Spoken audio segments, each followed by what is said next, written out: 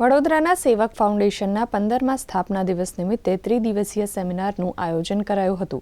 ગ્રામીણ આરોગ્ય સંભાળની પહોંચ અને જાગૃતતા વધારવાના ઉદ્દેશ્ય સાથે 2010માં સ્થપાયેલ સેવક પ્રોજેક્ટ અંતર્ગત ગુજરાત, બિહાર, તમિલનાડુ અને ઓડિશા રાજ્યોમાં 350થી વધુ ગામોમાં સેવકો સ્વચ્છતા, પીવાનું શુદ્ધ પાણી, માતા અને બાળ આરોગ્ય જેવી પાસાઓ પર દેખરેખ રાખે છે.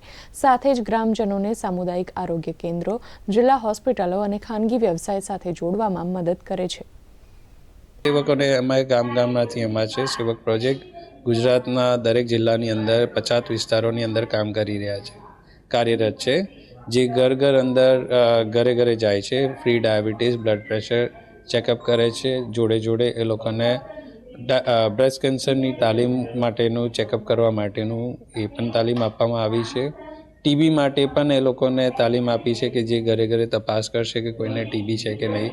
અને આ લોકો બધા જે કંઈ આવા કોઈ પેશન્ટ મળે છે તો નજીકના PSC, CSC સેન્ટર્સમાં સંપર્ક રાખે છે અને સારવાર લગીને એ લોકોની જોડે રહે છે.